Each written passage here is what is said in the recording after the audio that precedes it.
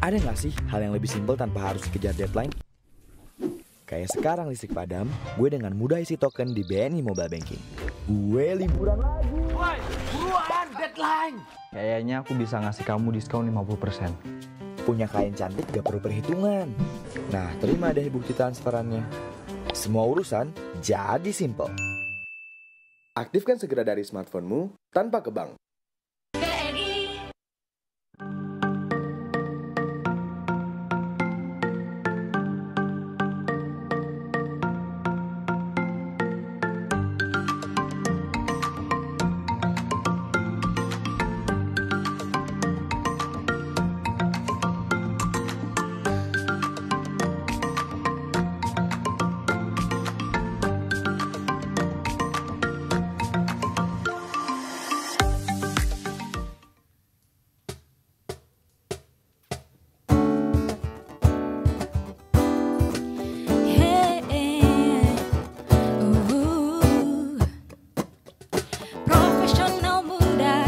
Berbagi cerita, jadi inspirasi untuk semua. Ragam kisah tentang menggapai cita-cita, berkarya hanya untuk Indonesia. Indonesia Muda Club, Indonesia Muda Club. Yang muda yang bicara, yang muda yang berkarya untuk Indonesia, hanya di Indonesia Muda Club. Ya, kawan-kawan, selamat datang di Indonesia Muda Club, para profesional muda BUMN. Kan kali ini kita cukup mengembirakan. Kenapa? Karena kita masuk ke studio barunya IMC, ya. Dan kita bekerja sama dengan UCTV. Jadi UCTV, teman-teman dari UCTV membantu kita dari Telkom. Ini adalah sinergi yang kita bangun. Bagaimana IMC yang tadinya berada di ruangan saya, dan sekarang kita di sebuah studio yang tidak jauh juga dari Kementerian BUMN. Dan kawan-kawan muda, kali ini kita akan banyak membahas hal-hal baru di Indonesia Muda Club, dan saya berharap nanti teman-teman bisa mendapatkan gambaran-gambaran bagaimana sih anak-anak muda di BUMN di luar negeri untuk berkarya bagi bangsa dan tetap bisa menjunjung atau juga membawa nama baik Indonesia dalam dunia bisnis BUMN di internasional. Profesional muda BUMN bisa apa? Aku siap untuk berinovasi. Aku bisa melawan arus untuk kebaikan bangsa. Aku bisa membuat perubahan. Aku bisa bekerja dengan jujur dan independen. Aku bisa memajukan bangsa dengan kreativitas. Kini saatnya profesional muda BUMN dan Indonesia mempunyai wadah untuk mengasah dan bertukar pikiran agar lebih kreatif, inovatif, dan solutif. Saksikan Indonesia Muda Club, diskusi cerdas dengan para profesional muda BUMN untuk Indonesia yang lebih baik. Ya, teman-teman, kita hari ini ada 4 narasumber yang menemani kita. Bisa saya kenalkan, yang pertama ada siapa? Ya, ada dari Telkomcel. Telkomcel adalah anak perusahaan Telkom yang memberikan layanan telekomunikasi di Timor Leste. Ada yang hadir, ada CEO-nya, masih muda, ada Yogi Rizkian. Kemudian ada juga teman kita dari BNI di Fajar Fidrianto di New York. Halo Fajar, selamat sore. Selamat sore Fajar. Oke, kemudian ada Yeni Wiska, ini ada dari Timah, ada di London. Ya, dari London. Kemudian juga yang keempat, narasumber kita ada Tumbur Butar-Butar, ini Wika. Tumbur ini ada, Tumbur, kau ada di mana? Oh iya, oke. Ini karena orang Medan, saya harus gaya orang Medan sama si Tumbur. Walaupun dia kuliah dari UGM, dia udah Jawa betul ini. Wajahnya wajah Batak tapi hatinya Jawa. Kalau Fajar dan Yogi ini kayak gaya anak ITB nih. Ya bener nggak, Jar? Nah, ini anak-anak ITB yang masuk BNI. Kalau di Telkomsel sih masih oke lah, dia kan di teknologi. Fajar ini dulu kuliah di farmasi, tiba-tiba di BNI. Saya bingung juga nih. Harusnya dia yang menemukan vaksin corona, harusnya Fajar ini. Tapi dia lebih banyak ngurusin duit daripada ngurusin vaksin. Dan kemudian ada Yeni dari Brawijaya ya? Yeni? Hah? Oh dari Ubaya, ya dari Ubaya. Dan sekarang di Timah di London. Ini adalah kawan-kawan kita, anak-anak muda yang memberikan sumbangsihnya bagi Indonesia lewat BUMN. Dan yang pertama mungkin kita akan nanya nih dengan siapa ya? Yogi ya? Siap Bang. Ya Yogi. Ya Yogi, Yok mau nanya nih Yok. Siap. Gimana caranya sampai lu bisa sampai di Timor Leste sana? Apakah karena lewat Atambua atau terbang lo? Awalnya malah nih waktu itu menarik Bang. Pertama kali saya datang lewat Singapura. Lebih aneh lagi karena waktu itu Gunung Agung meletus Bang. Oke. Jadi flight itu cuman ada dari Bali Bang ke Dili Bang. Oke. Waktu itu di Bali meletus, satu-satunya harus ke Singapura dulu, baru Singapura ke Dili. Wah, itu pengalaman pertama waktu datang ke Timor Leste. Harusnya gitu ya. dari Jakarta lu ke Kupang, dari Kupang lu naik bus, naik jalan mobil lewat Tambua. Betul. Oke. Betul Bang. Gimana Yogi? Yogi kira-kira bisa berkarir di Telkomsel, Telkomsel dan ini gimana kira-kira sampai bisa di sana juga dalam karirnya gitu? Oke, mungkin saya mau share sedikit buat teman-teman semua yang menyaksikan. Nama saya Yogi Rizkian Bahar, saya CEO dari Telkomsel. Nah, jadi ini cucu Bang, bukan anak. Cucu, betul. Jadi cucu perusahaan Telkom, gitu ya. Nah, kenapa namanya Telkomsel? Biar deket-deket baunya sama Telkomsel, gitu ya. Makanya sehingga masyarakat di Timor Leste lebih mengenal Telkomsel seperti apa begitu. Dan yang hebatnya Bang, bahwa Telkom itu memiliki anak perusahaan namanya Telin. Nah, Telkom International. Nah, inilah yang mungkin banyak orang taunya Telkom tuh IndiHome. Nah, gitu kan Bang ya? Netflix. Nah, ini urusannya IndiHome sama Netflix. Enggak. Bahkan Telin ini namanya sangat harum Bang di dunia worldwide di sisi telekomunikasi. Saya kebetulan ada slide-nya. Oke, silakan. Slide-nya aja. Mungkin bisa di-share biar teman-teman tahu apa sih Telin gitu ya.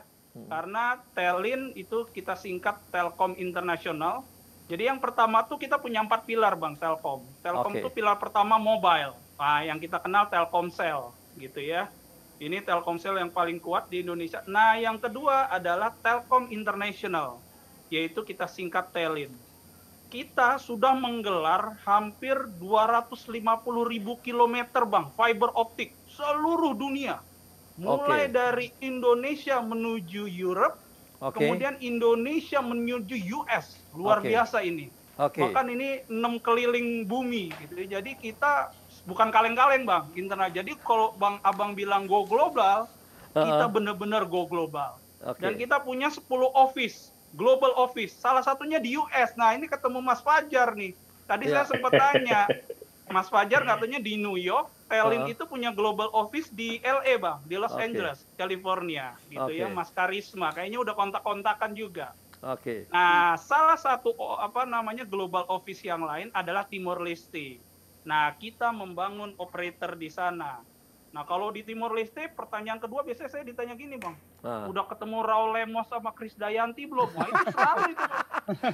Pokoknya kalau udah Yogi, saya ingat betul tuh, kalau di Dili itu ada ini tempat, ya namanya siapa tadi namanya, cewek itu? Krisdayanti ya. Ini gua kalau Krisdayanti, kalau artis bener, agak senior gua agak lupa memang namanya. Ya. Waduh. Nah, saya ingat benar. Krisdayanti ini punya satu toko jual pakaian di Betul, Bang. Atamor. Di Atamor, Inilah ya? adalah salah satu bagian dari kerjasama kita dengan Oke. Rolemas. Jadi kita juga bagaimana blend di local culture internal, kita juga memakai baju Thais, Bang. Oke. Jadi di sana itu Thais Timor sangat terkenal, dan kita agar blend kepada socio culture-nya, baju kita pun Thais, Bang. Nah, inilah bagian dari upaya bagaimana kita bisa blend di socio cultures di Timor Leste. Jadi saya tuh itinerary siap, biasanya kalau teman-teman ada yang datang ke Timor Leste, saya lewatin tuh Bang rumahnya, Bang. Ah, ini nih rumahnya. Rumahnya besar ya, besar banget rumahnya. Ya lumayan lah, Bang. Lumayan ya. Gitu. Nah, ini gimana ceritanya, gimana di Telkomsel, gimana perkembangannya di Timor Leste? Apakah menjadi satu-satunya atau operator Telkom atau bagaimana? Saya cerita sedikit dengan sejarah, Bang, ya. Jadi ketika Timor Leste merdeka tahun 99 waktu itu ya, jajak pendapat, kemudian referendum, kemudian tuh 10 tahun itu akhirnya aset Telkom diambil, Bang. Jadi memang aset Telkom itu diambil, semua aset kecuali Pertamina. Nah, ini hebatnya, Bang. BUMN terbesar, terbanyak juga salah satunya tuh di Timor Leste, salah satunya Pertamina, Bang. Pertamina. Jadi Pertamina itu punya kilang, kita punya kilang di sana, gitu ya, dan itu asetnya milik Indonesia. Semuanya yang lain keambil, udah mau rumah mau apa gitu ya. Nah, setelah kita juga sudah eksis di sana. 10 tahun jalan, kemudian ada operator namanya Timor Telecom. Ini lokal tapi disupport oleh Brazil, Bang. OVI. Harganya mahal banget. Wah, ini masyarakatnya protes bener-bener protes, masuk ke DPR-nya sana. Akhirnya minta another operator harus masuk. Akhirnya Telkom berinvestasi di Timor Leste. Waktu itu BUMN-nya di root-nya Pak Dahlan Iskan, Bang. Ya, jadi di root-nya dan CEO-nya Pak Arif Yahya yang dulu sekarang ya sebelumnya Menteri Pariwisata gitu ya. Jadi beliau, dan waktu itu Prime Minister-nya Pak Sanana Gusmao. Akhirnya 2012 kita meresmikan Telkomsel. Jadi udah jalan 8 tahun, Bang. Dan alhamdulillah growth-nya luar biasa, Bang. Berapa pelanggan kita? Berapa ini ya? Dari pelanggan berapa? Pangsa pasar kita berapa? Nah, marketnya berapa nih? Siap, kita share juga. silakan. Jumlah penduduk seru nih. Jumlah penduduk cuman 1,2 juta, Bang. Lebih kecil dibanding Bekasi. Gitu ya. Jadi nggak besar jumlah penduduknya, dan kita punya jumlah pelanggan kita sekitar 300.000. Jadi memang ya, karena memang tadi kita berawal masuknya memang telat gitu ya, karena memang dulu nggak boleh dibuka gitu ya. Nah sekarang kita ini menuju juara 1, Bang. Tinggal doakan aja nih, mudah-mudahan kita the best operator in Timor Leste gitu ya, dan growth kita luar biasa. Telkom mungkin major growth rata-rata paling 8, bahkan 6, bahkan kita 30%, Bang. Ini luar biasa, Bang. Jadi kita mengharumkan, jadi kita penghasil devisa juga buat Indonesia. Jadi sekarang kita udah berapa pangsa pasar kita? 49%, 48% atau berapa persen? Sekitar 35%. 35%. Jadi kita itu ada 3 operator di sana. Yang tadi saya cerita. Operator pertama Timor Telecom. Itu existing-nya dulu 10 tahun. Kemudian tahun 2012 ada tender license baru kita masuk. Gitu ya. Jadi kita masuk, dan yang 2 nih, Bang, yang masuk. Satu Indonesia yaitu kita Telkomsel, satu lagi Vietel, Telemor. Nah, ini menarik, Bang. Ya, jadi Vietel ini BUMN-nya Vietnam, Bang, tapi isinya tentara semua, Bang. Wah, jadi BUMN-nya ini Vietnam. Vietnam. Bukan Vietnam. Vietnam. Yes. Vietnam. Bahkan dia ekspansi ke Afrika. Banyak dia operator-operator di Afrika juga, gitu ya. Jadi saya punya sahabat baik, CEO-nya juga itu tentara, Bang. Kapten. Ininya kapten. Jadi makanya ini juga kami terus terang pengalaman internasional ini luar biasa. Jadi memang banyak banget suka dukanya juga, tapi it's very exciting sekali. Dan kami didukung oleh KBRI. Nah, ini kunci utamanya juga. Jadi bagaimana kita, katakanlah perantau ini ketika berbisnis di luar, salah satunya harus engage dengan KBRI. KBRI. Engage dengan, iya, saya sangat dekat. Nah ini Bang, Batak juga Bang Sahat Sitorus. Ininya, Sidi Kalang Bang kalau dia Bang, gitu ya. Ini luar biasa, saya terus terang. Sama dengan dirutnya Telin ya kalau gitu ya? Nah orang benar, Sidi Kalang juga. Betul Pak Soekardi. Itu kebetulan gurunya Pak Soekardi, bapaknya Pak Soekardi itu gurunya Pak Sahat Sitorus. Jadi emang dunia kecil sekali Bang gitu ya. Jadi makanya, dan ini luar biasa karena Pak Sahat Sitorus ini tidak hanya menjadi diplomat tapi entrepreneur juga. Berapa persen? Berapa persen orang Indonesia yang bekerja di Telkomsel? Sekarang, nah iya. ini Bang, saya sedikit cerita. Bahwa awal datang itu 50%. Jadi karyawan kita total 200, dulu pertama masuk itu 100-an. Tapi kita punya semangat baru Bang, bahwa kita tidak hanya berbisnis di Indonesia, di Timur Leste, tapi kita juga membangun capacity building. Ini kunci juga salah satu kedua. Bahwa bagaimana kita memberikan lapangan pekerjaan yang besar kepada masyarakat Timur Leste. Dan mulai sekarang, managerial level itu sekarang teman-teman Timur Leste semua Bang, dan bagus-bagus. Gitu ya. Jadi kita juga mulai pelan-pelan memberikan expertise kepada teman-teman Timor Leste, dan teman-teman Indonesia pulang sekarang teman-teman Timor Leste. Jadi ini juga salah satu sinergi yang luar biasa bagus gitu. Sekarang kira-kira sekitar 18 Bang dari 200 orang. Jadi luar biasa. Sekarang teman-teman Timor Leste yang mengelola ini. Oke, terima kasih. Kemudian saya mau nanya lagi nih ke Yeni. Iya Bapak. Yeni ya. Yeni Abang, yang Yeni Indometal ada di London. Ini gimana ceritanya sampai Yeni sampai di berbisnis timah di London ya? Ini perempuan lagi. Kira-kira gimana? Baik. Cita ya, Cita. Baik. Ya, pertama terima kasih karena telah mengundang saya dalam acara yang lagi hits banget nih kayaknya di Indonesia ya. Ya, saya di Timah itu memang berawal dari divisi pemasaran Pak. Jadi 12 tahun yang lalu saya ikut rekrutmen dari PT Timah dan langsung masuk ke bidang pemasaran. Kemudian di sana saya belajar dan saya dipercaya untuk menghandle pasar Asia. Nah, di tahun 2013 ada peraturan pemerintah yang mewajibkan semua ekspor timah melalui bursa. Nah, disitulah Indometal berperan. Karena tidak semua customer itu dapat bergabung dengan mudah dengan bursa tersebut. Nah, dari situ Indometal pun membesar menjadi perusahaan perdagangan, mengambil customer dari PT Timah dan melayani mereka. Jadi sebenarnya Indometal adalah sebagai penghubung antara Timah dan customer Timah. Oke. Nah itu jualannya gimana? Ketengan, retail, jual-jual ke rumah-rumah atau gimana nih? Ya, nah jualan kita per kontainer di sini. Oke, nggak jualnya kemana? Cari customer-nya gimana nih? Cari customer-nya, customer kami itu ya kita B2B di sini. Oke, B2B. Ya, customer B2B. Customer kami adalah produsen. Oke.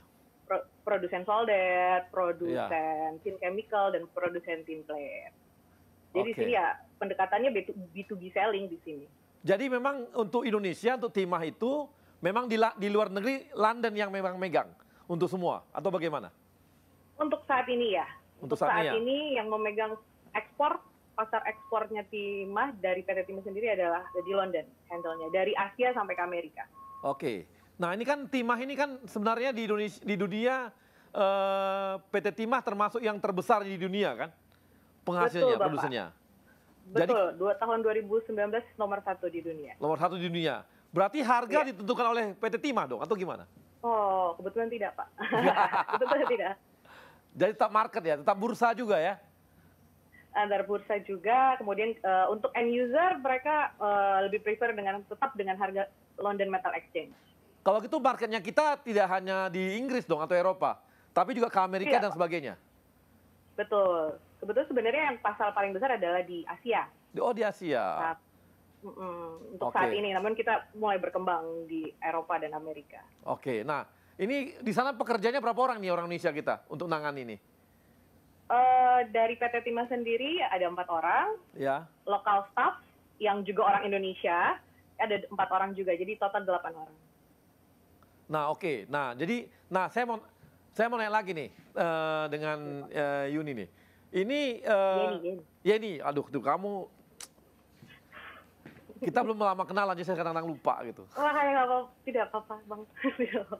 Oke, nah, Yen, saya mau nanya nih. Ini pertumbuhan kita, market kita Timah di internasional ini gimana sekarang perkembangannya? Untuk internasional, khususnya yang ditangani oleh teman-teman di London. Ya, perkembangan saat ini cukup bagus, tetap bagus. Namun ya seperti yang mungkin dialami oleh semua negara saat ini, yaitu pandemi ya Pak ya. Pandemi ya, pengaruh betul ya? Ada pengaruhnya tentunya terutama di bidang elektronik. Kita di sana kan kita sebenarnya itu masih jauh ya. Jadi kalau elektronik terganggu seperti perusahaan handphone itu turun pendapatan 5%, kami akan terganggu di kemudian harinya. Oke. Otomotif juga menurun, kami juga akan pasti terganggu di kemudian harinya. Oke. Jadi sangat pengaruh dia ya terhadap saat ini coronanya cukup mempengaruhi bisnisnya Indometal kalau gitu ya. Ya, dari sisi harga juga cukup berpengaruh, Pak. Oke. Nah, di luar negeri sendiri gimana untuk kan beda nih gaya di Indonesia sama di Amerika ini, bisa kasih masukan nggak untuk teman-teman di sini gitu? Ya, kebetulan tidak hanya ya setiap negara itu setiap customer tuh ada beda-beda tipenya lah ya. Oke. Pasti ada bedanya dengan perusahaan dari Jepang, dari India ataupun dari Amerika tuh beda. Kalau dengan Jepang itu benar-benar semua teliti. Negosiasi itu bisa sampai berbulan-bulan, sampai 3 bulan, 4 bulan. Itu semua tuh detail. Kalau Amerika quick dan gentleman agreement-nya harus dipegang teguh, Pak. Jadi kita kalau tidak boleh berjanji nih kalau dengan orang-orang Amerika dan Eropa. Oke. Terima kasih ya ini buat kawan-kawan kita. Sama-sama, Bapak. Kita akan kembali lagi setelah yang satu ini. Silakan.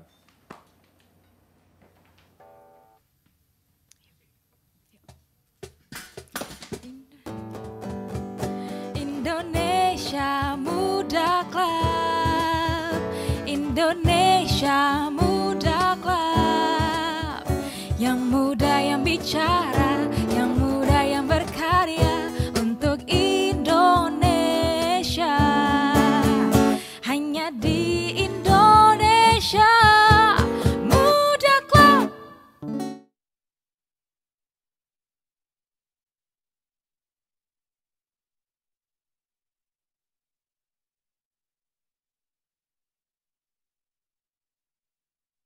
Indonesia, sebagai salah satu negara dengan pertumbuhan ekonomi yang menjanjikan, memiliki tantangan besar untuk meningkatkan pemerataan pertumbuhan ekonomi dan kesejahteraan masyarakatnya.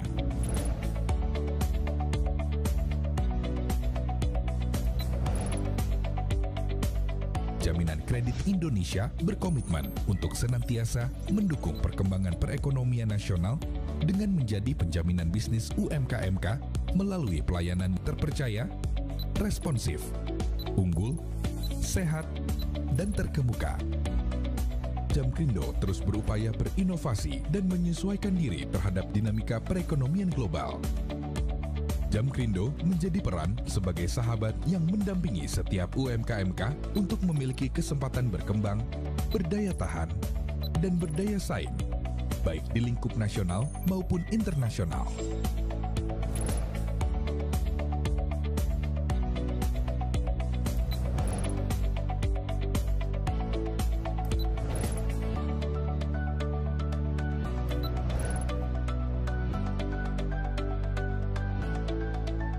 Dalam menjalankan core bisnisnya, Jamkrindo sebagai perusahaan penjaminan menghubungkan perbankan dan non-perbankan sebagai penerima jaminan, serta nasabah sebagai pihak terjamin.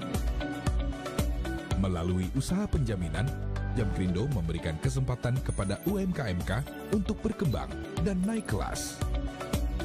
Seiring dengan pertumbuhan industri keuangan syariah, Jamkrindo menghadirkan Jamkrindo Syariah guna menjamin pembiayaan syariah dari perbankan atau lembaga pembiayaan non-bank syariah. Melalui jaringan dan layanan yang tersebar di seluruh Indonesia, Jamkrindo telah bekerja sama dengan mitra, baik bank maupun non-bank.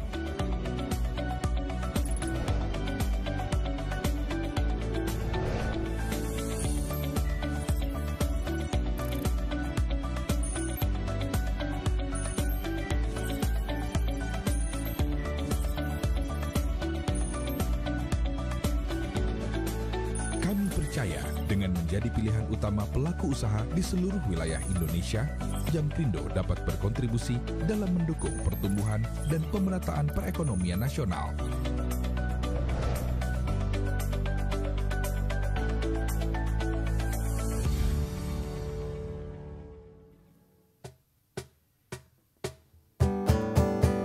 Indonesia Muda Club, Indonesia Muda Club, yang muda yang bicara, yang muda yang berkarya untuk Indonesia,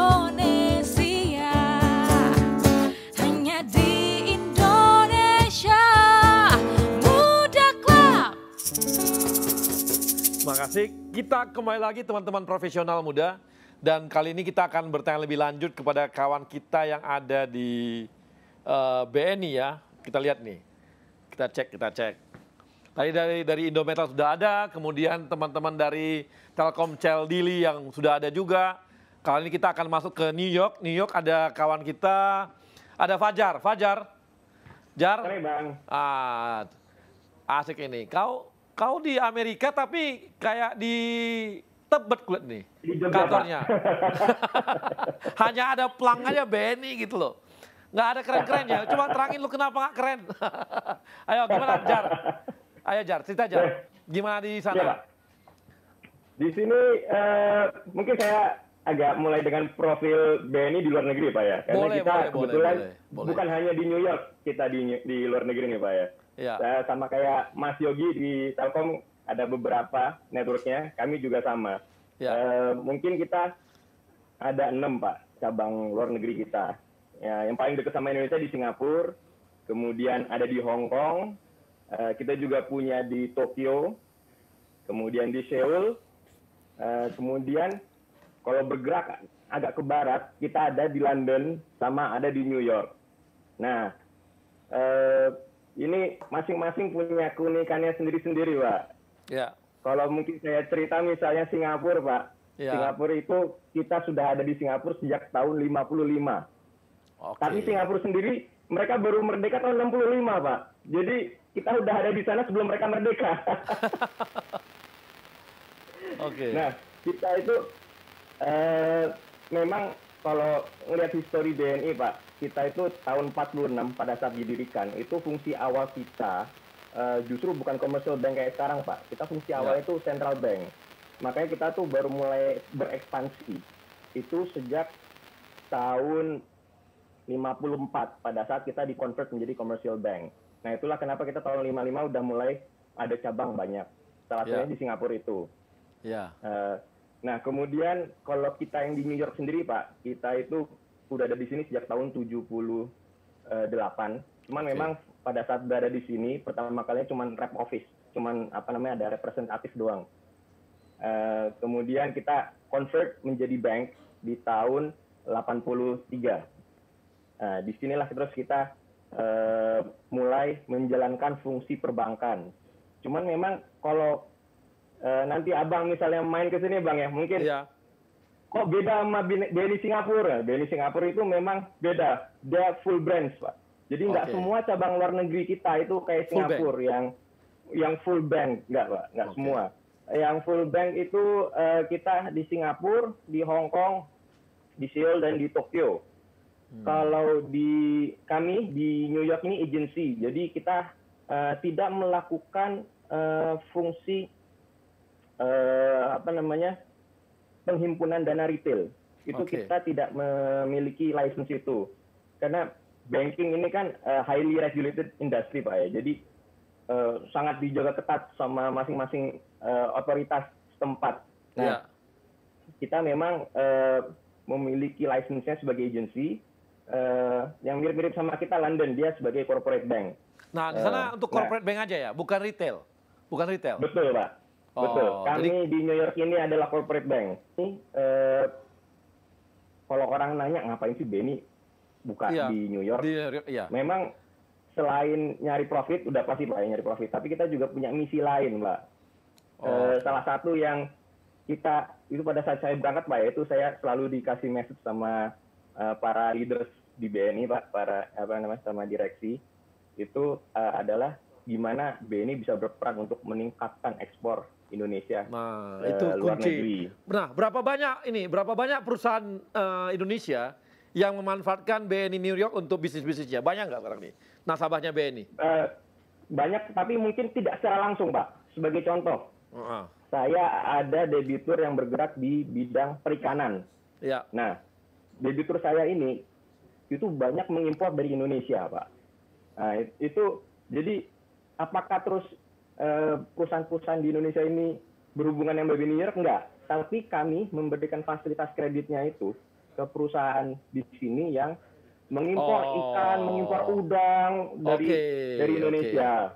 Nah, itu yang salah satu misi yang coba kita bawa dengan keberadaan kita di Amerika ini, Pak, ya. Sebenarnya kita nggak cuma Amerika yang kita layani, Pak, marketnya, Pak. Kita juga melayani market Kanada. Jadi kita di sini kita sebutnya sih North America yang kita layani. Nah, berapa banyak nih? Juga ada yang anak, sorry, Pak. Gimana? Terusin. Debitur kita juga ada yang anak BUMN, Pak. Ada anak usaha BUMN, Pak. Anak usaha BUMN di bidang kedirgantaraan. Wah, itu dia kinerjanya bagus, Pak. Meskipun pandemik seperti sekarang ya, kita kan mikirnya, wah, airline agak lesu. Cuman ini terakhir kita ngobrol-ngobrol sama mereka malah mau nambah space kantor, Pak. Kayaknya mereka hebat juga nih ekspansinya. Berapa banyak orang Indonesia di sana? Di BNI yang kerja di BNI? Kita total pegawai 25, Pak. 25. Jar, lu jangan kayak gaya laporan ke bos. Santai aja. Kita ngobrol-ngobrol aja. Lu kayak laporan ke abang aja, lu kayak laporan ke bos aja lo. Gua nggak lagi evaluasi lu ini, enggak. Kita ngobrol aja. Siap. Kita dari 25 total pegawai, Bang. Itu kita 5-nya memang datang dari Indonesia. Kita sebutnya sebagai home staff. Nah, sisanya itu 20 lokal staff. Itu 50-50. 50% itu diaspora Indonesia, 50% memang lokal sini, yo. Jadi kita memang juga meng-hire diaspora Indonesia yang ada di sini, dan mereka bagus-bagus, Pak. Saya acungin jempol, diaspora Indonesia di sini kualitasnya bagus-bagus. Nah, ini besaran kapasitas kita untuk mengeluarkan kredit atau apanya itu besar nggak sih di sana, teman-teman BNI? Memang kita ada sedikit keterbatasan, Pak, karena kita sebagai bank. Untuk bisa menyalurkan kredit, kan kita juga harus menghimpun dana.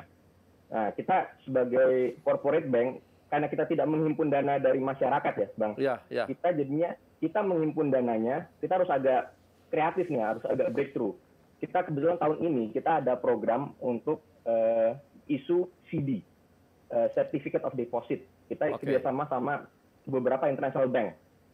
Nah, tapi yang kita sasar itu adalah investor non-Indonesia dan non-bank. Karena ada beberapa pertimbangan regulasi kenapa kita memilih pasar itu. Nah, itu itu animonya cukup besar, Pak. Karena sebagai BUMN dari Indonesia, kita itu punya persepsi resikonya bagus, dianggap low risk. Jadi menarik untuk dibeli sama banyak investor, Pak. Jar, lu udah menikah belum? Udah, Bang. Udah ya? Anak saya ada 3, Bang. Orangnya istri orang apa? Istri saya. Orang Meksiko? Enggak lah, Bang. Orang Padang Jawa, Bang. Gua kira lu udah cari jodoh di Amerika aja, cari orang Meksiko, enggak ya? Waduh, enggak lah, Bang. Saya masih selera lokal, Bang. Ternyata lu ini ya, tinggal di luar negeri tapi selera masih lokal ya. Iya Bang. Jadi kesukaan lo ternyata masih rendang Padang kalau gitu. Ya, yang paling sering makan Indomie di sini Bang. jadi kembali ke cerita yang CD itu ya Bang ya. Iya, oke. Memang nggak, Jar, nanti kita ngobrol lagi Jar. Saya mau ke teman kamu. Siapa? Butar-butar. Mana Butar-butar? Tar, ada Tumbur. Gur. Ya. Ini Wika mana, Bur? Wika di mana nih? Di Alger. Jadi proyeknya kebetulan di Alger Pak ini, Wika luar. Jadi Nah, kau jangan panggil Bapak. Nanti kau kayak laporan ke bosmu aja lagi nanti. Iya. Oke, Bang. Kenapa? Gimana? Coba cerita kenapa Wika sampai bisa di Alger? Ya, jadi sebelumnya mohon maaf ya Bang ini nanti karena sinyalnya ini saya udah cari yang paling bagus ini. Jadi ya kami mengerti memang di Alger tuh sinyal jelek karena Telkomsel belum masuk. Iya itu maksud saya tadi. Minta Telkomsel katanya udah ada di Afrika atau yang Vietnam kenapa Telkomsel nggak masuk ke Afrika gitu ya? Oke. Itu nanti bisa lebih bagus Pak ya. Jadi kalau Wika luar negeri sendiri sebenarnya sudah mulai tahun 2006 di Dubai. Kita udah mulai merintis, tapi itu sebagai subkon gitu ya. Jadi dia bergerak terus sampai di Alger juga. Di Alger ini kita udah eksis sejak 2007 untuk mengerjakan East West Cross Motorway. Jadi jalan tol tapi tanpa bayar Pak karena di Alger ini kaya negaranya Bang. Jadi subsidi semua, jadi tidak ada tol gitu ya. Jadi itu sampai akhirnya Wika membuat divisi luar negeri menjadi valid sama eksis itu di 2011. Nah, saat ini kita sampai proyek 2012 kita ada proyek di Timur, kita sudah membuat proyek Komoro Bridge. Jadi mungkin bareng sama Telkom kemarin kita udah ya. Keren itu, jembatannya keren. Ya, jadi ikonik Pak ya. Ya, jadi kita udah nancapkan kuku kita di itu nanti dilanjutkan dengan bandara di Timor Leste yang kita desain dan build bandara whole seluruh package gitu kita diakui di sana dan hasilnya cukup dibanggakan Pak. Betul. Nah itu terus di Malaysia, Saudi Arabia. Nah ini tahun 2017 kita dapat di Algeria perumahan lodgement Pak karena Algeria ini punya program 1 juta unit apartemen untuk rakyatnya gitu ya. Jadi mereka kita ambil baru 4.000 unit apartemen nih saat ini. 2017, 2018 kita dapat kontrak. Jadi memang kita dapat repeat kontrak di Alger ini. Oke. Ya karena memang yang kita banggakan Pak, Wika itu yang membanggakan adalah satu dari sisi quality Pak. Ya. Ini kita menjadi contoh bagi kontraktor di sini semua Pak. Di sini kita bersaing dengan kontraktor dari China, dari Turki itu dan lokal juga ya. Kita menjadi contoh quality sehingga mereka selalu mendekan Wika bisa gini, kenapa kamu nggak bisa gitu ya. Jadi itu Tadi bangun apa di sana? Bangun apa kalian?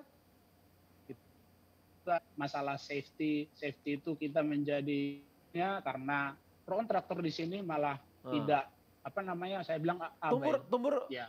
Bangun apa di sana? Lagi bangun apa? Apartemen Pak, 150 tower apartemen Pak. 140 tower? Iya Pak. Gila, banyak banget. Bisa minta satu? Ya memang Pak. Dua Bang, jadikan dua Bang. Dua. Oke, jadi luar negeri ini memang divisi luar negeri itu udah mulai makin mengembangkan sayapnya. Ya. Jadi kita fokusnya di 2 area Bang. Ya. Area satu adalah Asia Pasifik, area kedua adalah Timur Tengah dan Afrika. Seperti kata orang ya Pak ya, ada ahli bilang bahwa 2030 Afrika akan menjadi primadona dunia. Semua orang akan ke Afrika. Nah ini Wika sudah duluan di Afrika nih, biar tahu kita lautannya. Kita jadi kita bermain di kandang kita nanti. Makanya Tumbur, karena itu Afrika, makanya orang Batak disuruh ke sana, kayak kau ini. Oke, teman-teman profesional muda, kita akan kembali setelah yang satu ini.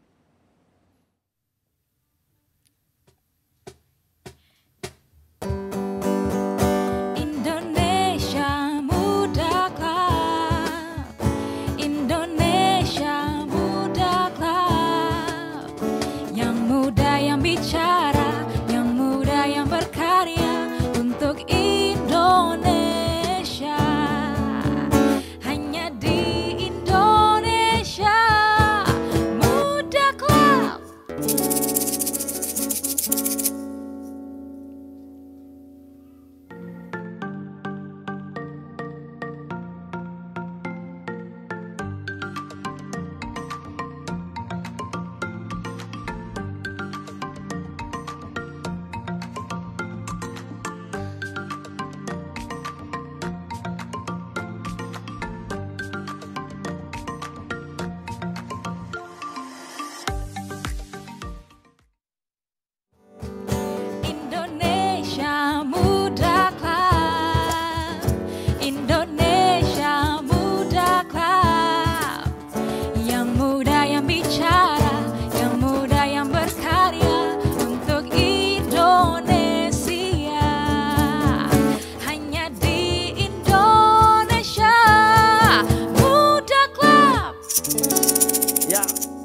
Profesional Muda BUMN, kita kembali lagi dan kita mau nanya nih sama teman-teman, gimana sih cara mereka merekrut karyawan?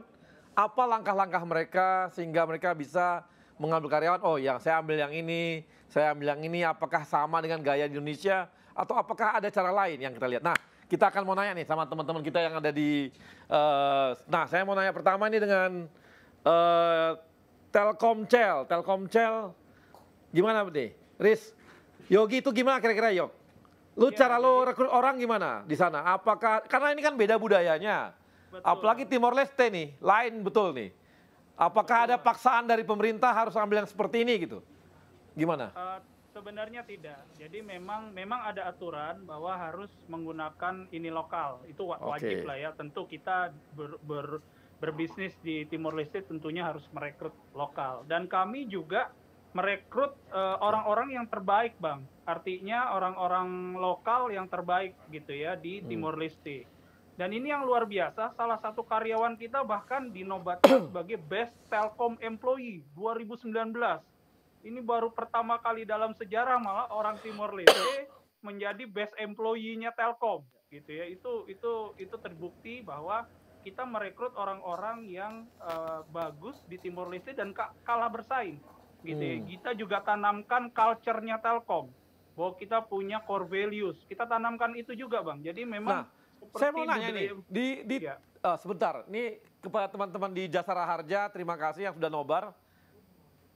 Jasara Harja ya, top teman-teman milenial Jasara Harja, terima kasih Anda nobar dan tetap saksikan Indonesia Muda Club. Nah, kita kembali lagi kepada Yogi. Yok, ini kan di Timor Leste tuh perguruan tingginya gimana nih?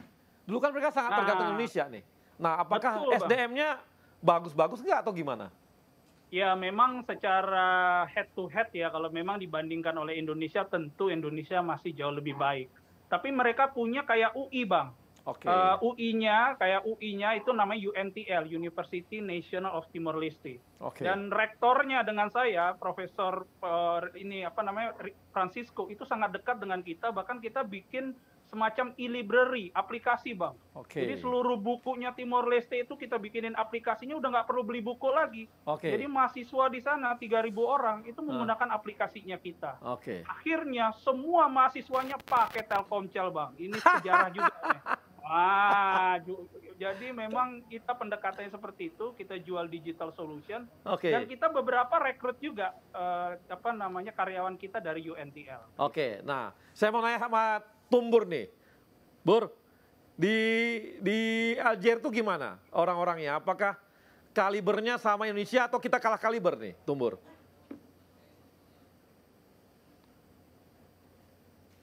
Gimana, Bur? Halo, Tumbur. Ya. Sorry Pak, ini tadi disconnected. Ya, silakan Pak, coba. Ya, Bur, merekrut orang-orang di sana bagaimana di teman-teman Wika? Apakah banyak direkrut? Apa pinter-pinter nggak orang teknik sipilnya atau gimana? Jadi memang khusus untuk proyek ini ada dua jenis tenaga ya Pak. Kalau tenaga kerja lapangan ya memang lokal pasti Pak, dan juga sebagian kita bawa dari Indonesia, Dubang, Duta Bangsa waktu itu ya Pak, untuk memastikan yang terbaik gitu ya. Terus sambil lokal kita didik tukang-tukangnya sesuai. Nah, untuk di office sendiri memang Pak, saat ini kan memang proyek ini masih Pak, proyek kan temporary. Jangan panggil Bapak, panggil Abang. Oke Bang, jadi kita memang sebagian besar masih bawa dari Indonesia Pak kemarin. Cuman memang khusus untuk lokal, kita rekrut untuk bagian yang yang berhubungan dengan masyarakat sini, pengadaan ataupun keuangan yang berhubungan dengan tax, ya kita hire. Yang untuk engineer juga kita hire untuk karena ini ada pekerjaan desain juga, jadi untuk yang berhubungan dengan code atau regulasi dari Aljazair sendiri gitu Pak. Tapi memang porsinya masih cukup sedikit Pak untuk yang dari lokal. Nah ini kita dari Indonesia yang kita bawa, tapi sama aja. Tapi seperti yang Abang tadi bilang, gimana caranya kita membujuk mereka? Karena khusus untuk Aljazair ini kan bagi Indonesia masih dunia ketiga mungkin gitu Bang. Siapa sih yang mau ke sana gitu, tapi kita kasih tantangan terhadap teman-teman itu, ayo ini petualangan baru bagimu gitu ya Pak ya. Jadi kita kasih tantangan itu dan kesempatan-kesempatan untuk terbuka yang terbuka luas. Misalnya nih yang muda-muda di Indonesia dia belum menjabat tingkatan yang lebih tinggi. Ke sana kita kasih tingkatan yang lebih tinggi. Ayo kamu bisa nggak dengan posisi ini, buktikan gitu ya. Jadi gitu Nah, Pak. Bur, aku mau nanya, kenapa kau bisa sampai sana, Bur? Kenapa kau yang dipilih? Emang kau jago? Ya. Ini susah sinyal dia. Harus beli apa lagi, Bang? Iya, jadi memang kalau saya sendiri, Bang, sudah pengalaman dulu di Aceh pada saat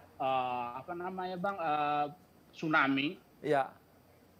Saya diutus ke sana juga untuk menyelesaikan pembangunan 4.000 rumah untuk bantuan tsunami di dalam 1.500 setting di sana, Bang. Ya. Terus terakhir proyek saya di Indonesia itu bandara terminal 3. Oke. Jadi yang berat-berat sama kau ya, kau kerjain ya? Yang berat-berat ya? Ya. Ya itu yang saya ceritakan yang beratnya aja, Bang. Kalau yang ringannya nggak usah diceritain, Bang. Jadi, nah ini kan supaya teman-teman yang di sini, yang di Indonesia mana tahu dia mau berkarya di luar negeri, ini kan perlu belajar sama Tumbur nih. Artinya di mana ada buaya, Tumbur datang, kan gitu kan? Ya memang Bang harus berani menghadapi resiko, Bang. Ini kita bilang bahwa di Aljazeera itu nggak gampang. Saya sendiri, Bang, ini kan budayanya memang beda gitu ya. Tapi kita harus adaptif sesuai agile gitu ya. Kita harus agile. Salah satu nilai Wika itu adalah agile. Bisa. Keluarga dibawa, keluarga. Keluarga enggak, Bang, karena bawa, ya? Di Indonesia aja biar lebih nyaman, Bang. Ini jangan-jangan supaya ketemu orang Afrika ini kau. Tapi Afrika Arab. Kan Afrika Arab. Iya, Afrika Arab. Iya, Afrika Utara, Pak. Ya. Afrika Utara kan? Oke, jadi ini resiko pergi ke luar negeri juga harus meninggalkan keluarga ya? Justru harus ini, Bang, memang saat tantangannya keluarga dan kita harus mendapat restu dari keluarga dan wah, ini sinyal memang jelek di Aljazeera. Nanti kita yang di sini malah nggak bisa kerja. Jadi salah satu memang dukungan dari keluarga harus full gitu, Bang. Oke, makasih Tumbur, memang sinyalmu jangan jelek. Mudah-mudahan Telkomsel secepatnya ke sana. Sekarang saya mau nanya lu dengan kawan kita nih, Fajar. Yeah. Jar, ini gimana cara tips kamu atau kenapa sampai bisa kamu yang dipilih oleh BNI ke luar negeri? Apakah direktur BNI abangmu atau siapa? Jadi memang gini ya Bang ya, kebutuhan posisinya ya di New York itu macam-macam. Kita kan ada yang membidangi treasury, ada yang membidangi FI, financial institution, ada yang membidangi kredit. Nah itu makanya ada juga yang IT Bang. Dari Indonesia kita juga ada home staff yang ini IT. Jadi memang di bidang-bidang itu memang dipilih teman-teman yang memiliki karakteristik yang quote unquote cocok untuk ditempatkan di luar negeri. Karena bagaimanapun juga. Jangan. Coba apa itu quote unquote cocok di luar negeri? Maksudnya apa itu? Nomor satu Bang, nomor satu adalah karakter Bang. Karakter itu dalam artian karena ini kulturnya kan beda di sini Bang ya. Di sini ini orang kalau debat keras Bang. Tapi selesai keluar ruang rapat no hard feeling. Kita hahi, makan-makan lagi, ngopi-ngopi bareng lagi. Nah, itu kalau mental yang agak baper gitu ya. Iya, baper aja. Itu benar. Bahasanya pas itu Bang, baper. Itu begitu dihajar dengan argumen yang keras terus keluar ruang rapat ngambek, wah itu susah Bang. Susah untuk kita beradaptasi dengan kondisi di luar negeri. Itu nomor satu Bang. Yang nomor dua yang pasti juga harus luas Bang. Karena di sini kan bergaulnya bukan hanya dengan kalangan bisnismen Bang. Mau nggak mau kita di luar negeri ini ya kita bergaulnya sama komunitas Indonesia. Kayak misalnya kami di sini di New York nih kita ada komunitas gereja, komunitas masjid yang isinya orang-orang Indonesia. Terus bergaulnya juga dengan diplomat-diplomat, konjen, KBRI, kemudian ada juga yang kalau di New York ada United Nation ya, PBB. Nah, jadi itu sangat penting juga untuk memiliki karakteristik yang luas. Nah, yang ketiga memang kompetensi. Kompetensi nggak bahas, Bang. Kompetensi itu penting. Karena kita jumlah orangnya sedikit, nah, itu satu orang harus bisa ngerti banyak hal. Jar. Lebih gitu, Bang. Jar, tapi intinya karena kau anak ITB aja makanya bisa keluar negeri gitu? Ampun, Bang. Enggak. Anak tadi si Tumbur itu anak UGM bisa juga keluar negeri. Jangan terlalu bangga juga kau. Oke, sekarang kita ada teman kita dari Ida Rasita, GM dari Kimia Farma. Silakan. Mana? Iya, Bang. Halo Ida. Tadi aku kira cewek, ternyata cowok. Namanya Ida. Pasti gitu, Bang. Orang yang kayaknya cewek, Bang. Nah, Ida di Kimia Farma, Kimia Farma mana nih? Ini saya di Kimia Farma Dawa, Bang. Anak perusahaan Kimia Farma di Arab Saudi. Arab Saudi. Kenapa kenapa Kimia Farma bisa di Arab Saudi? Ngapain? Iya. Kau jual apa Jadi, di sana? Bukan jual bukan jual obat kuat, Bang. Tenang aja, Bang. Jadi ini rencana ceritanya bahwa Kimia Farma ingin melakukan ekspansi bisnis ke luar negeri, Bang. Sebelumnya Kimia Farma udah punya bisnis secara trading, ekspor barang. Sekarang ingin membawa entitas bisnisnya keluar. Kenapa Arab Saudi? Di sini kita ada 2 market yang kita sasar, Bang. Kalau healthcare, satu adalah market sendiri Arab Saudi. Yang kedua, Bang, yang juga ternyata sangat menggiurkan adalah secara bisnis market haji dan umroh, Bang. Ini market yang tidak pernah berhenti bergulir, dan di dalam ini ada warga Indonesia juga yang setiap tahunnya selalu nomor 1 di dalam hal haji dan umroh, Bang. Jadi kita masuk ke Indonesia, kita masuk ke Arab Saudi, kita coba grab market di sana, kita sekaligus hadir untuk warga negara Indonesia yang ada di sana, Bang. Jadi Kimia Farma retail juga sana, retail? Jual retail juga? Bang. Yes, kita di sini ngelola dua bisnis utama, satu wholesale, trading, obat-obatan, kesehatan. Kedua adalah retail. Kita membuka mengelola apotek Kimia Farma Arab Saudi. Gitu. Ida, jangan-jangan nanti itu vaksin corona yang baru dibuat sama Bio Farma, jangan-jangan dijualnya di Afrika, di Arab Saudi ada di Kimia Farma nanti. Kayaknya sih kalau untuk itu Pak Honesti udah punya jalur sendiri, Bang. Dia udah ada. Tapi yang pasti kalau barang-barang yang di luar vaksin yang sifatnya adalah produk BUMN, kita di sini siap sebagai ini, Bang, sebagai bagian dari supply chain-nya kita lah di sini. Supply chain-nya. Yes, of course. Ida, saya mau tanya, kenapa sampai bisa kau sampai di Arab Saudi? Kenapa bisa sampai di Arab Saudi? Apa ceritanya? Istrimu orang Arab? Oh enggak, Bang. Istriku orang Palembang, Bang. Orang Palembang. Dah. Kau bisa sampai di sana dah? Kau bisa sampai di Arab Saudi? Ini kayaknya nyambung dengan ceritanya tadi Bang Yogi nih, Bang. Jadi pertama kali aku terekspos masalah dunia internasional itu ketika handle Timor Leste, Bang. Tahun 2012 Kimia Farma punya B2B G2G bisnis dengan Timor Leste. Kita supply obat-obatan ke sana, Bang. Aku jadi macam project leader di sana. Terekspos lah dengan masalah-masalah internasional segala macam. Lama-lama kayaknya kayaknya ketemu passion nih, Bang. Ini kayaknya enak nih, kita bisa handle luar negeri, bisa lihat dunia lain, mengenal culture, mengenal. Jadi kau menganggap bahwa passionmu itu di luar negeri terus gitu ya? Kemudian aku dikasih challenge untuk di export division di holding. Lama kemudian Kimia Farma ekspansi ke luar negeri, bisnis ke Arab Saudi. Ketika manajemen memberikan challenge, ya why not, Bang? Mungkin ini bagian dari passion, diambil. Jadi sekarang perkembangannya udah berapa lama nih di Arab Saudi? Perkembangannya penjualan bagaimana? Dan corona ini gimana? Berkurang nggak atau turun nggak? Gimana? Iya, Bang. Jadi ini kita di sini sejak 2018, Bang. 2018. Kita sekarang sudah punya 19 apotek, Bang. Kimia Farma Dawa. 19 apotek? Yes. Kita sekarang masuk dulu di Western area, Bang. Yaitu di area Madinah, Makkah, Jeddah, Taif. Ini kalau kita bagi inilah daerah-daerah yang bagian yang didatangi oleh para peziarah sepanjang tahun, Bang. Inilah market itu, kantong uang tuh di sini bergulirnya. Kemudian kita juga punya distribution center di Jeddah dan di Mekah. Jadi kita masuk di sisi western area, belum masuk ke Riyadh, belum masuk ke daerah eastern, ke Dammam yang kota-kota tempat minyak itu di kilang-kilang minyak. Kita masuk dulu di western area, Bang. Okay. Kemudian masalah bisnis corona, yes, of course ini juga ngehit banyak bisnis di sini.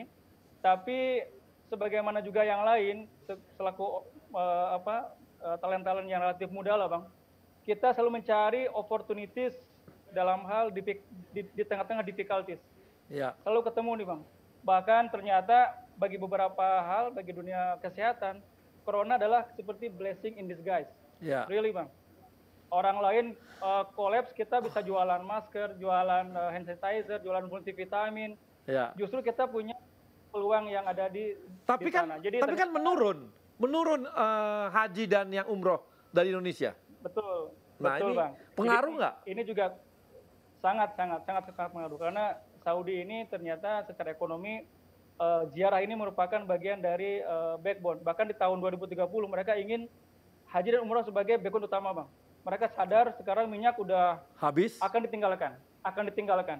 Mobil listrik, Elon Musk segala macam sudah di depan mata, orang udah nggak bisa lagi ngelak. Mereka lari ke tourism yang mana? Yang inilah. Mereka ingin kembangin. Nah, begitu ini ada kehit dalam hal corona lumayan, Bang. Mereka agak sedikit drop, tapi mereka tetap punya planning bahwa setelah ini selesai bahwa vaksin akan sudah diproduksi. Next time mereka akan extend tourism ini sebagai bagian dari part of backbone-nya mereka. Jadi Ida, saya mau nanya, berapa orang Indonesia ada di sana di Kimia Farma? Home staff kami di sini yang dari Indonesia ada 5 orang, Bang. Oh, 5 orang. Oke. 5 orang. Total yang lokal? Kita pegawai yang lokal ada kita rekrut di sini ada sekitar 5 orang. Kemudian total pegawai kita 150 orang sekarang yang ada di kita. Mostly orang Mesir, Bang. Karena ternyata di Middle East. Yes, Mesir, Pakistan, Bangladesh, Syria di area Middle East. Jadi kita bergaul dengan mereka dengan background secara culture adalah culture Timur Tengah nih, Bang. Culture Arabik. Berapa wanita, berapa laki-laki komposisi pegawai? Ini dia yang kok langsung ketawa nih? Agak menarik nih, Bang. Jadi aku yakin lah kawan-kawan juga di negara lain punya yang namanya country specific ya, Bang. Bagaimana mereka punya spesifikasi. Nah, Saudi ini baru 2018 mereka ngasih space buat para wanita, Bang. Sebelumnya mereka tidak boleh untuk tampil di dalam perusahaan. Baru 2018 mereka ngasih peluang bisa drive sendiri, bisa bekerja. Sampai hari ini kita masih totally 100% laki-laki, Bang. Oke. Kita sedang berusaha mendatangkan yang perempuan karena bagian dari juga insentif bagi kita juga nantinya. Oke, Ida. Kita akan sambung lagi setelah nanti setelah yang segmen berikutnya, dan profesional muda kita akan kembali lagi yang setelah yang satu ini. Indonesia Muda Club, Indonesia Muda Club, yang muda yang bicara, yang muda yang berkarya untuk Indonesia,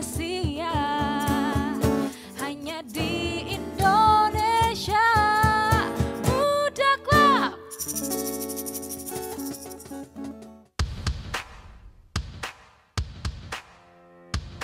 Untuk nusa dan bangsa,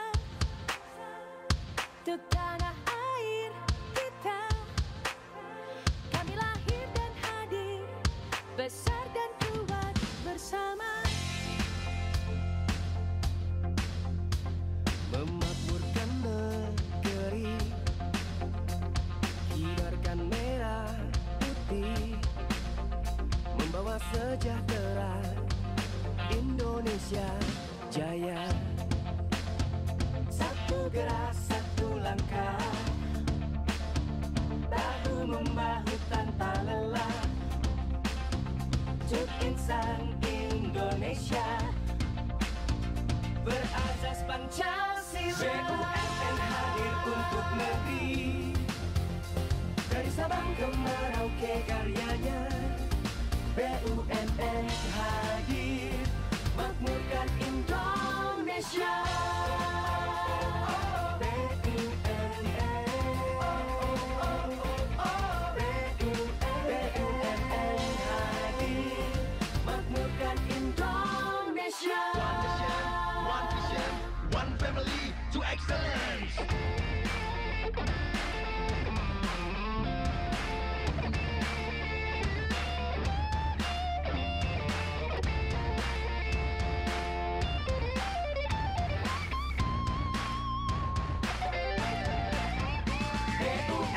hadir untuk negeri, dari Sabang ke Merauke karyanya.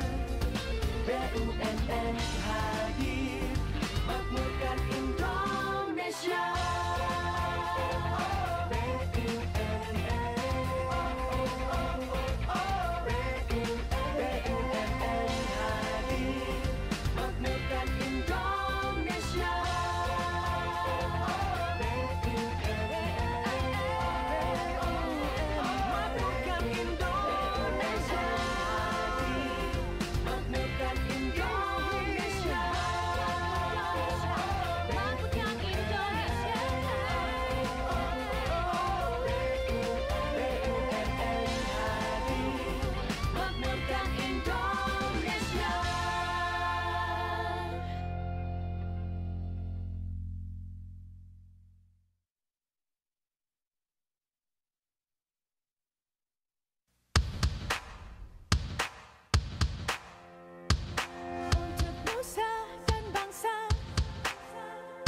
Untuk tanah air kita, kami lahir dan hadir, besar dan kuat bersama.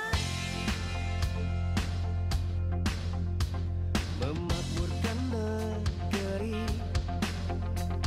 hindarkan merah putih, membawa sejahtera, Indonesia jaya. Satu gerak, satu langkah, bahu membahu tanpa lelah. Indonesia Muda Club, Indonesia Muda Club, yang muda yang bicara, yang muda yang berkarya untuk Indonesia. Hanya di Indonesia Muda Club. Ya, teman-teman profesional, kita kembali lagi dengan Indonesia Muda Club, dan kali ini kita coba lihat social project yang dikerjakan oleh teman-teman milenial kita, milenial BUMN, dan kita akan lihat bagaimana dan apa yang mereka kerjakan dalam project-project ini. Silakan.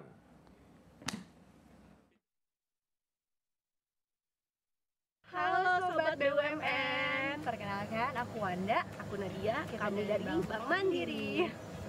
Kami lagi perjalanan ke SDS, Budi Karsa, Teladan.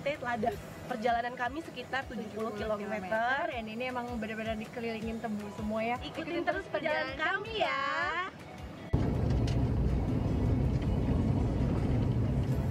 Halo Sobat BUMN, jadi kita udah sampai tuh. Setelah 3 jam perjalanan kita sudah sampai di Kuala Mahabar. Nah, setelah ini kita bakal ngajutin perjalanan pakai perahu untuk mendistribusikan perlengkapan sekolah ke SD di sana ya.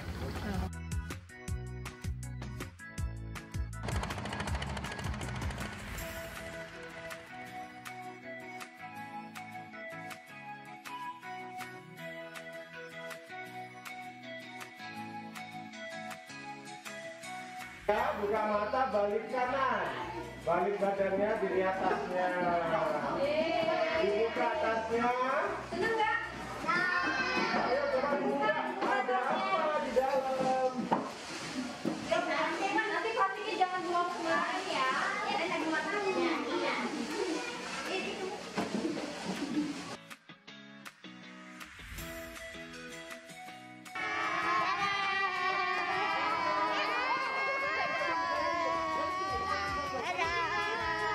Akhirnya selesai juga proyek kita di SDS Budi Karsa dengan Indonesia Muda Club dari Kementerian BUMN. Sampai jumpa di project Indonesia Muda Club selanjutnya. Dadah. Ya, lihat teman-teman, gimana teman-teman kita dari milenial BUMN membuat social project, dan kami juga menunggu kawan-kawan milenial dimanapun berada untuk membuat project-project yang bisa disampaikan kepada kawan-kawan Indonesia Muda Club. Nanti kita carikan anggarannya dan carikan biayanya, dan bagaimana supaya milenial BUMN itu berkarya di tempat-tempat di daerah-daerah. Jadi kami masih menunggu semua usulan proyek-proyek dari kawan-kawan, dan manfaatkan kesempatan ini untuk bisa membantu masyarakat Indonesia dimanapun berada. Dan kali ini kita akan kembali di kawan-kawan di ini ya, di anak-anak muda tadi, yang Timor Leste, ada yang di Aljazair, ada di Arab Saudi dan sebagainya. Dan ini sudah ada penanya dari Rian ini dari Jamkrindo. Rian, silakan kalau Rian mau bertanya untuk kawan-kawan di kawan-kawan di 5 negara ini. Silakan Rian. Baik Bang. Saya Rian Bang dari Wika Bang. Oh dari Wika. Tadi dikirain dari Jamkrindo. Oke, silakan. Sama Bang Tumbur Bang. Oke. Mau tanya teman-teman bahwa kan sebenarnya strategi internasionalisasi. Rian, lu buka dulu ininya. Buka dulu maskernya, nanti dikira siapa lagi. Ntar Rian yang lain kan beda bahaya kita. Kluster perkantoran nih. Jadi kan strategi internasionalisasi ini pastinya merupakan satu rencana strategis dari sebuah perusahaan gitu ya. Dan pengen tahu sih market selection ini menjadi, biasanya kalau strategi internasionalisasi itu kan selalu market selectionnya nggak boleh sampai salah. Karena risikonya besar banget gitu, baik kontraktual atau apapun gitu. Dan saya ngebayangin kalau BUMN, sesama BUMN menyusun market strateginya ini bareng-bareng, kayaknya masuk ke satu negara itu juga bisa bakal menjadi solution provider buat top itu tersebut gitu, usul sih sebenarnya. Nah, kalau boleh tahu dari masing-masing BUMN yang sekarang bekerja di luar sendiri, strategik thinkingnya masuk ke salah satu negara itu apa aja sih pertimbangannya? Ya, Rian. Oke Rian, terima kasih kawan-kawan. Mungkin ada siapa yang bisa menjawab dari mana nih? Dari Yeni mungkin bisa jawab Yeni atau gimana Yan? Silakan Yan, jawab Yan. Ya, baik. Ya, terima kasih. Untuk market selection ya. Oke, kita untuk logam timah sendiri kita memilih negara mana yang kita masuk itu pastinya adanya customer terlebih dahulu dong. Jadi kami menyeleksi negara mana yang pertama pasti ada yang pengguna dari produk kami, yaitu lebih ke arah perusahaan yang negara yang banyak memproduksi barang-barang elektronik itu pasti. Karena penggunaan timah sendiri adalah salah satunya yang terbesar adalah solder. Jadi kalau makanya yang kami masuki adalah Jepang, Taiwan. Kemudian kalau untuk di Eropa itu kita masuk ke negara yang sama, yaitu juga pengguna solder dan tinplate. Jadi kalau kami lebih ke arah bukan negaranya yang dimasukin, tapi di manakah letak pengguna dari produk kami tersebut. Makasih ya ini kawan-kawan dari PTPN 7. PTPN 7 pun sekarang ini lagi nobar. Terima kasih kawan-kawan PTPN 7 yang sedang nobar di tempatnya ya. Terima kasih. Nah, silakan yang lain. Ida mungkin bisa jawab pertanyaan dari Rian tadi. Oke, siap Bang. Ya. Jadi masalah penetrasi pasar ya Bang. Betul nih. Kalau kita masuk ke luar negeri kan bukan hanya nice to have ya Bang. Ya. Hanya buat gaya-gayaan gitu kan. Tapi juga betul membawa misi yang juga jelas, ada profit dan benefit. Jadi memang dalam hal ini sekali lagi bagaimanapun kita melihat memang studi pasar itu nomor 1 Bang. Kita memastikan bahwa pasarnya memang di sana ada, dan satu hal lagi, apa yang bisa menjadi mengimprove lantai pasok produk Indonesia ke sana. Karena sebetulnya kalau kita punya bisnis di luar tapi tidak ada efek terhadap produk kita di dalam negeri bisa keluar sana, kayaknya kayak sayur kurang garam Bang, kurang sedap jadinya gitu.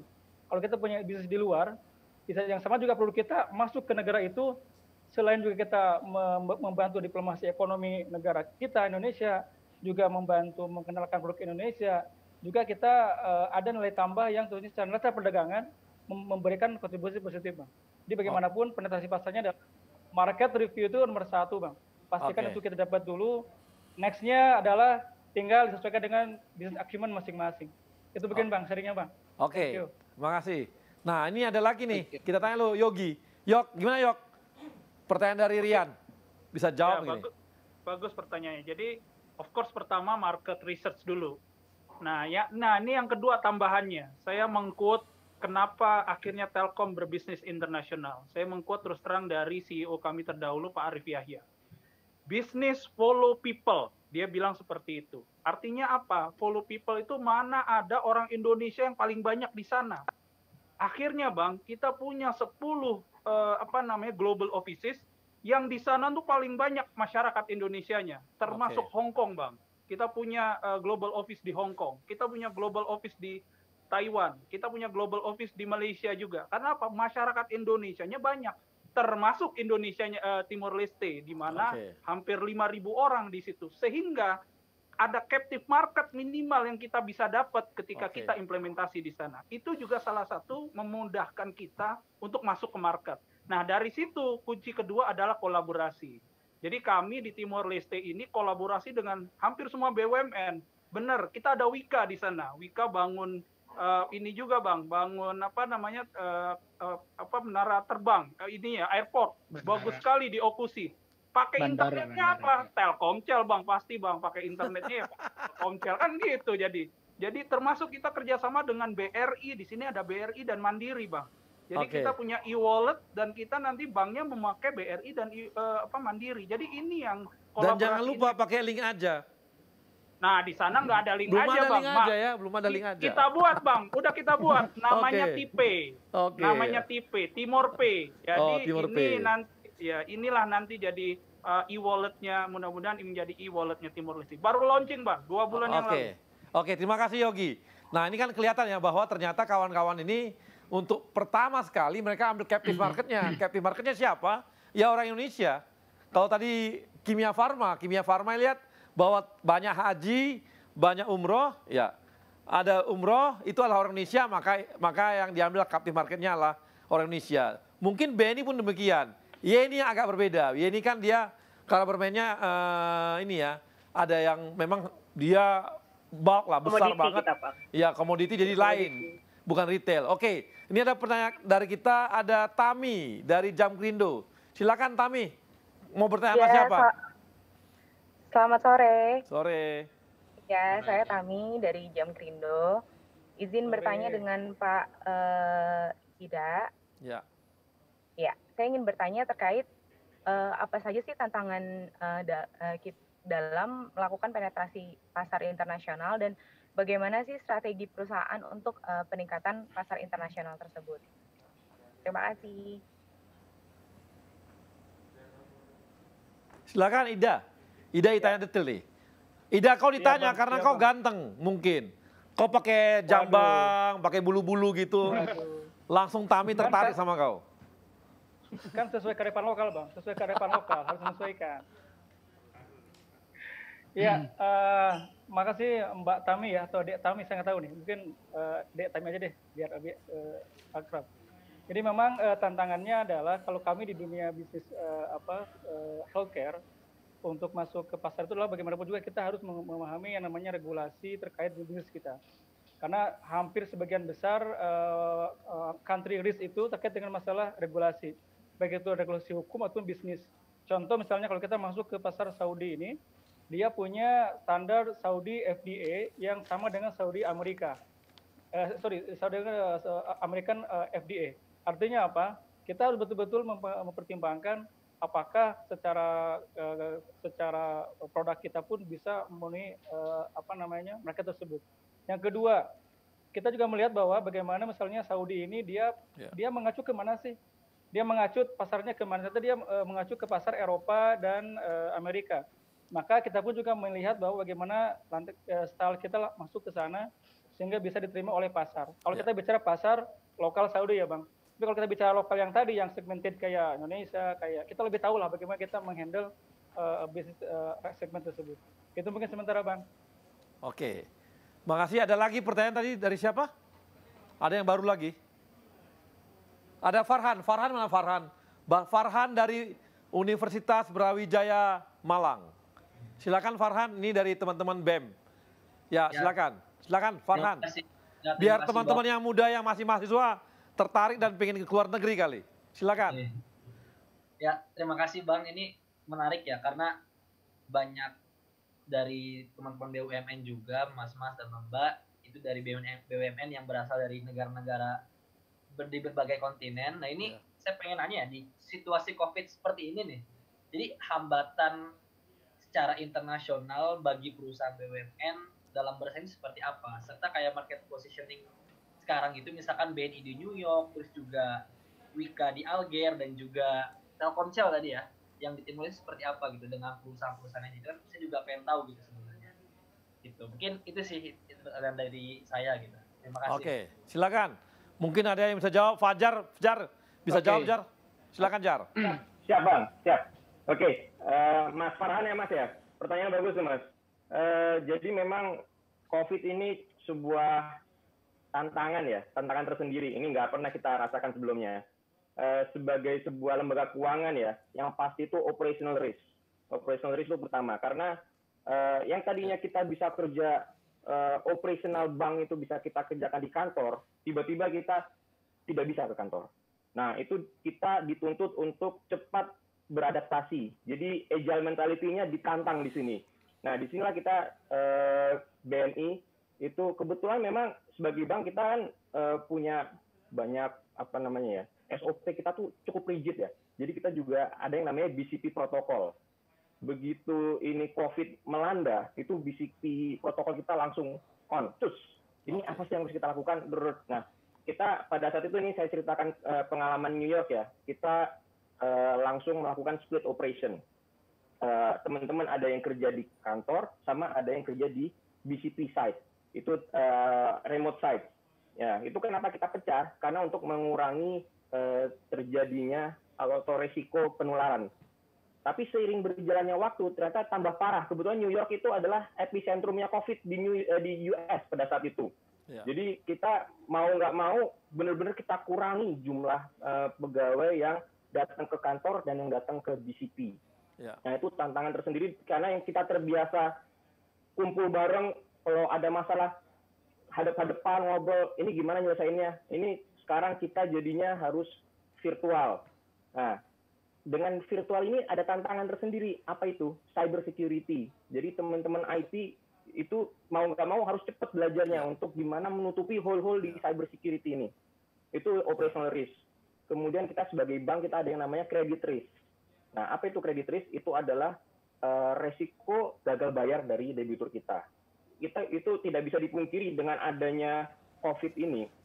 Debitur-debitur kita yang tadinya mungkin katakanlah penjualannya tahun lalu 100, mungkin tahun ini nggak 100 lagi. Ya. Kan kita expect-nya tumbuh ya, tahun lalu 100, tahun ini 120.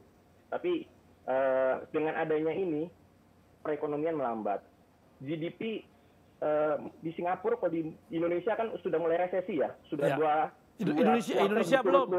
Indonesia bagus belum Pak. Korea. Ini Amerika sudah masuk resesi. Jadi memang kategorinya agak beda kalau di Amerika ya. Belum kelihatan 2 kuarter tapi sudah dikatakan resesi. Okay. Nah, itu kita langsung melakukan stress testing. Ini debitur kita mana-mana aja nih yang berpotensi.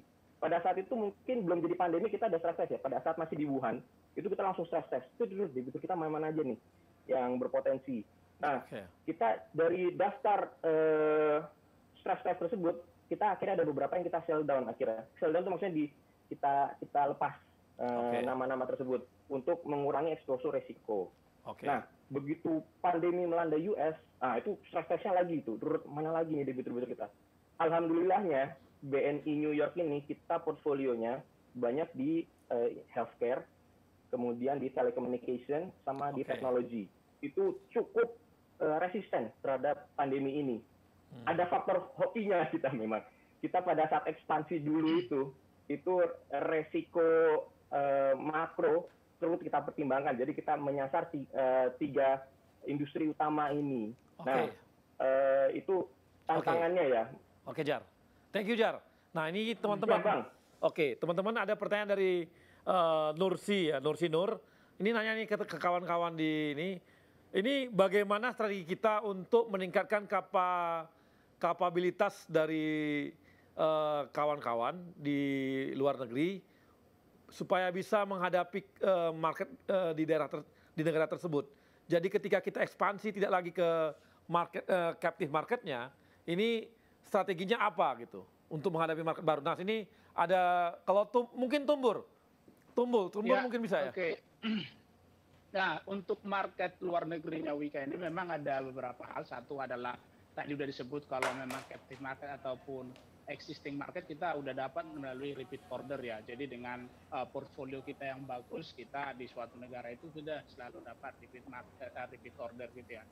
Nah, yang kedua memang sejak tahun 2012 kita udah kerjasama dengan Kemenlu. Jadi Kemenlu itu secara quote menjadi marketingnya Wika di semua negara. Jadi kita kerjasamanya cukup bagus. Ada potensi pasar kita tidak lanjutin. Nah, kerjasama dengan Kemenlu ini memang sangat-sangat erat, maupun marketing maupun operasional, gitu ya.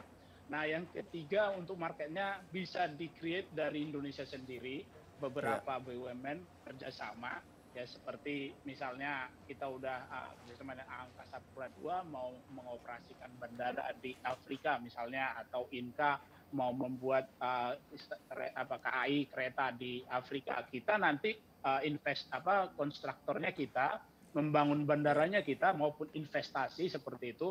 Nah, itu kita meng-create sendiri. Nanti secara bilateral negara itu akan mengasih garansi, bagaimana negara itu mengasih garansi ke proyek-proyek tersebut. Nah, itu bisa membuat kita lebih aman investasi maupun proyek kita gitu, Bang. Oke, makasih Tumbur. Nah, saya mau tanya sama kawan-kawan, apakah di tempat kawan-kawan masing-masing, negara masing-masing, itu ada nggak jaringan atau tempat ngumpul-ngumpulnya teman-teman BUMN? Misalnya dengan BRI, dengan Mandiri, atau kalau gitu, atau yang lain. Ada nggak tempat ngumpul-ngumpulnya?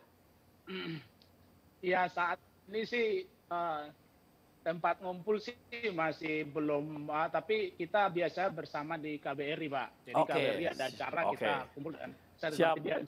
Di New York gimana? Di New York gimana, Jar? Ada nggak? Kita cukup dekat, Bang. Kebetulan BNI sama BRI di New York ini, kita sama-sama di Broadway, di Manhattan. Jadi kita jaraknya nggak nyampe sekilo lah antar kantor. Jadi kadang kita suka makan untuk bareng. Ida gimana? Di sana gimana di Arab Saudi? Kita mostly di bawah koordinasi dari KJRI, Bang. Di sini kita berkumpul dengan teman-teman. Contoh yang paling dekat kita dengan teman-teman dari Telin, Bang, sebelumnya. Kita dengan Telkom kita dekat. Karena gini, kita bisa tahu di mana orang bisa berkumpul itu dari teman-teman Telin, Bang. Ketahuan di mana kita buka di sana, kita punya apotek. Pas banget ininya. Kawan-kawan, saya mau beritahu ya. Kawan-kawan mau saya beritahu nih. Pak Erick Thohir itu akan punya konsep besar mengenai BUMN di luar negeri. Ya. Kemarin kan beliau sudah mengatakan bahwa kita akan ekspansi ke luar negeri.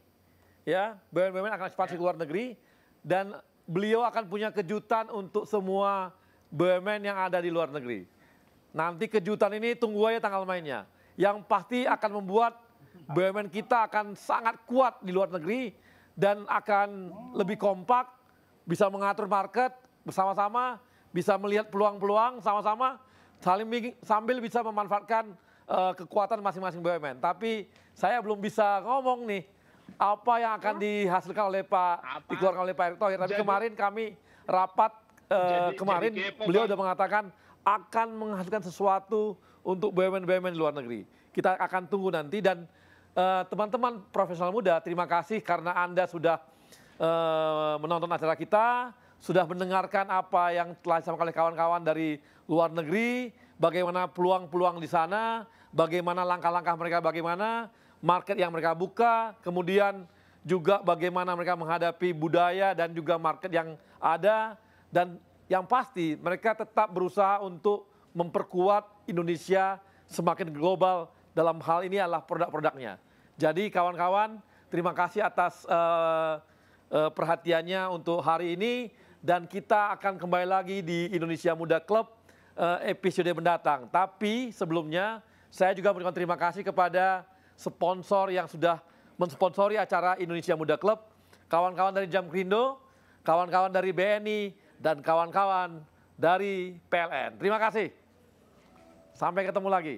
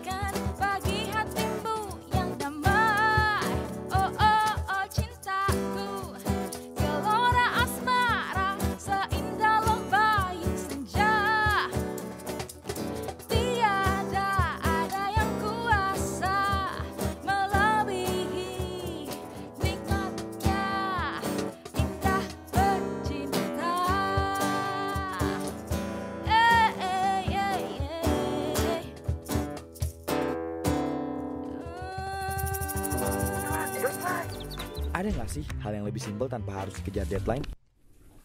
Kayak sekarang listrik padam, gue dengan mudah isi token di BNI Mobile Banking. Gue liburan lagi. Woi, buruan, deadline. Kayaknya aku bisa ngasih kamu diskon 50%. Punya klien cantik gak perlu perhitungan. Nah, terima deh bukti transferannya. Semua urusan jadi simple.